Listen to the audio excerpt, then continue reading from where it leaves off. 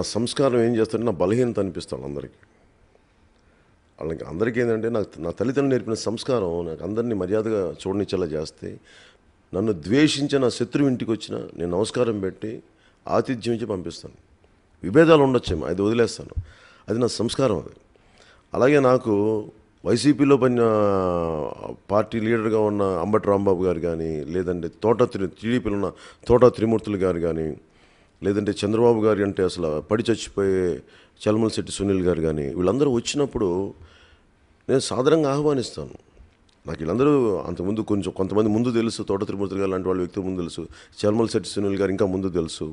అంబటి రాంబాబు గారు స్వయంగా వచ్చి డొక్కా మాణిక్యవారి ప్రసాద్ గారి ద్వారా వచ్చి నన్ను తీసుకెళ్ళడం, అండ్ పెళ్ళికి రావాలని కోరుకున్నప్పుడు నేను ఖచ్చితంగా వెళ్తాను.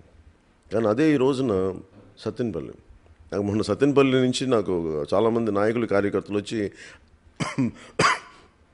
ఆయన చెప్పారండి, నేను చెప్పాను కాబట్టి పవన్ కళ్యాణ్ రాలేదు, ఎందుకంటే మా పెళ్ళి కూడా వచ్చాడు, మాకు బాగా తెలుసు అని అంటే, నేను అంబటి రాంబాబు గారు ఒకటే చెప్పదలుచుకున్నాను. మీరు నా సంస్కారాన్ని, నా మర్యాదని మీరు అడ్డగోలుగా ఇలా వాడేయకూడదు కదా, మీరు తప్పు కదా. అది మీలాంటి పెద్ద స్థాయి నాయకుల నుంచి నేను ఆశించను కదా. మీ పిల్లలకిను వీళ్ళందరికీ నేను ఎంత గౌరవం ఇచ్చాను. అలాంటిది ఆయన కూడా కూర్చోబెట్టి నన్ను రాజకీయ ప్రయోజనాలకి వాడేస్తే ఎట్లాగా ఆ స్థాయి వ్యక్తి కూడా. నేను సత్తెనపల్లి రాకపోవడానికి నాకు అనారోగ్యం పరిస్థితులు తప్ప నాకు కూర్చోబెట్టి వద్దాం అనుకున్నవాడిని నన్ను ఆపేసినాయి. అలాగే ఇంకొక మాట ఏంటి, వీళ్ళందరూ మాట్లాడి జనసేన ముందుకెళ్ళలేదు అంటే ఎలా ముందుకెళ్తే? వైసీపీ ముందుకెళ్తా, వైసీపీ గెలుస్తుంది అనుకుంటున్నారా మీరు? ఫామ్ చేసేది ఎవరు? గవర్నమెంట్. జనసేన ఫామ్ చేస్తుంది ఇక్కడ గవర్నమెంట్. వైసీపీ ఓడిపోతుంది. కేసీఆర్ గారు మీకు లక్కీ హ్యాండ్ కదా. 2014లో ఏం చెప్పారు కేసీఆర్ గారు? మంచి బంపర్ మెజారిటీతో గెలుస్తుందని చెప్పారు కదా. వైసీపీ నాయకులు ఏమైందండి మరి? అప్పటికంటే మీరు బలపడ్డారా వైసీపీ వాళ్ళు? ఇన్ని సంవత్సరాలు మీరు పాలన తీసుకొని ఏ రోజు అసెంబ్లీకి వెళ్ళలేదు. మళ్ళీ మీరేంటి ఎలా ముఖ్యమంత్రి అవుతారు అనుకున్నారు? కేసీఆర్ గారు చెప్తే మీరు ముఖ్యమంత్రి అయిపోతారా? ఆంధ్రుల్ని పచ్చిబూతులు తిట్టిన కేసీఆర్ గారు చెప్తే ఆంధ్రులు ఓట్లు వేస్తారా? జగన్మోహన్ రెడ్డి గారు ఓట్లు వేస్తారా? అంటే తెలంగాణ వరకు ఆయన ధర్మం పనిచేసింది. ఇక్కడ మటుకు జగన్మోహన్ రెడ్డి గారు చేస్తే అది అధర్మం. అది ధర్మం తెలంగాణను సాధించింది. దాంట్లో కొంత నిజాయితీ ఉంది తెలంగాణ పోరాటంలో. ఈరోజు కేసీఆర్ గారు జగన్మోహన్ రెడ్డి గారి పక్కన అండగా నిలబడితే అది అధర్మం. అది యాదాద్రి నరసింహస్వామి కూడా ఒప్పుకోడు. అది కేసీఆర్ గారికి బాగా తెలుసు. చండీదేవి కూడా ఒప్పుకోదు. అది కేసీఆర్ గారికి బాగా తెలుసు. కాకపోతే పాపం ఏంటంటే పెద్ద మనసు అనాలి కాబట్టి అంటమే. కానీ నాకేంటంటే లక్కీగా కేసీఆర్ గారు ఆ మాట అంటాం ఏంటంటే, ఇంకొకసారి 2014లో జగన్మోహన్ రెడ్డి, ఈ రోజుకే కాదు, జగన్మోహన్ రెడ్డి గారు ఎప్పటికీ సీఎం అవ్వలేరు. ఎందుకంటే అందరూ వాటికన్ సిటీకి వెళ్ళి మీరు అగౌరవపరుస్తారా? అలాంటి వాటికన్ లాంటి తిరుమలలో చెప్పులు వేసుకొని లోపలికి వెళ్ళే వ్యక్తి ఆంధ్రప్రదేశ్కి ముఖ్యమంత్రి ఎలా అవుతాడు అనుకుంటున్నారండి? అసలు సడన్గా ఈరోజు రాత్రి నేను మారిపోయానంటే కుదురుద్దా? ఒక ముఖ్యమంత్రి స్థాయి అవ్వాలనుకుంటున్న వ్యక్తి అన్ని మతాలని, అన్ని కులాలని, అన్ని సంస్కృతులని గౌరవించాలి. అసలు లోపలే గౌరవం లేని వ్యక్తి పైకి బాహటంగా తెచ్చుకుంటే వస్తుందా? అది కేసీఆర్ గారు ఒప్పుకుంటారా? మీరు యాదాద్రికి ఆయన చెప్పులతో వచ్చి అప్పుడు మీరు ఒప్పుకుంటారా? యాదాద్రి లోపలికి జగన్మోహన్ రెడ్డి గారు చెప్పులతో వచ్చి అప్పుడు మీరు సపోర్ట్ చేస్తారు ఎట్లాగే? మరి అలాంటిది అంటే యాదాద్రిలో దేవుడు ఒకడును, తిరుమలలో దేవుడు ఒకడా?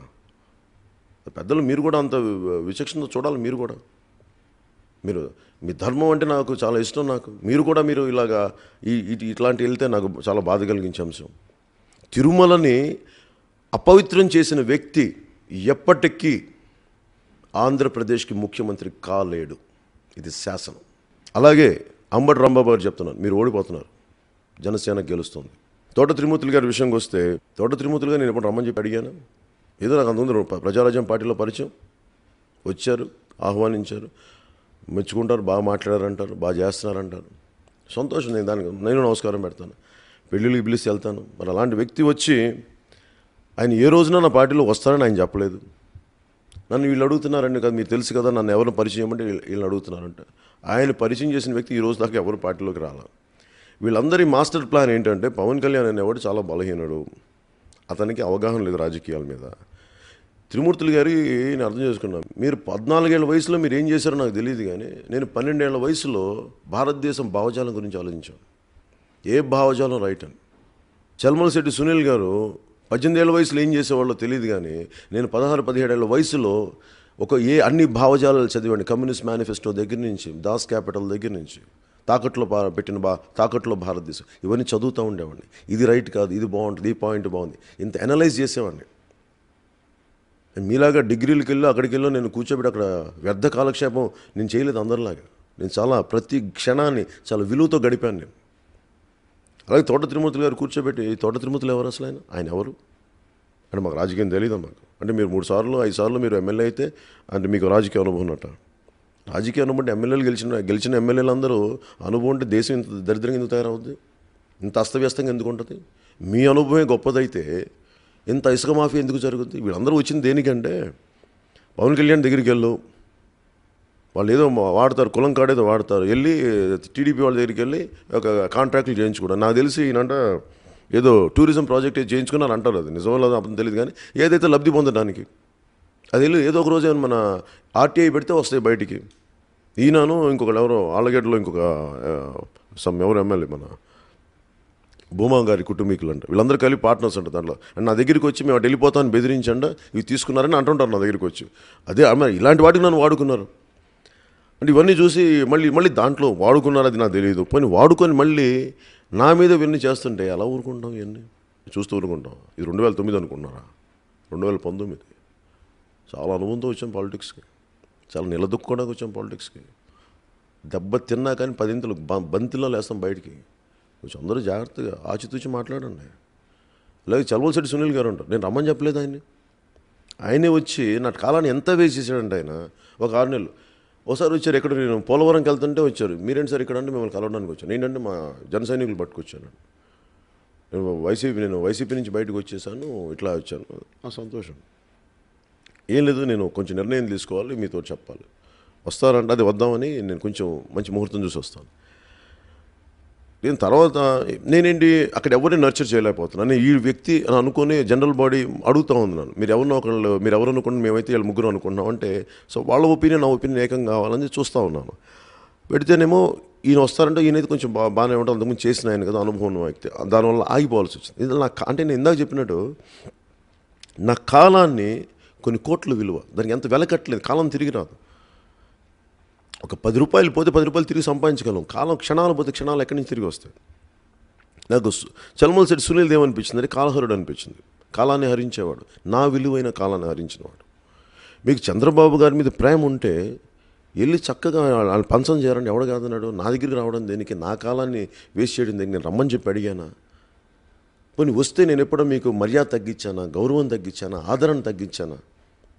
అన్నీ ఇచ్చిన తర్వాత కూడా కూర్చోబెట్టి వచ్చి నా టైం తీసుకొని అర్ధరాత్రి అపరాత్రి అనుకున్న టైం తీసుకొని మా గంటలు మాట్లాడి ఆల్రెడీ నేను సారీ సార్ నేను రాలేకపోతాను టీడీపీ. మరి ఇంత మాత్రాన్ని నా కాలాన్ని వేస్ట్ చేయడం ఎందుకు?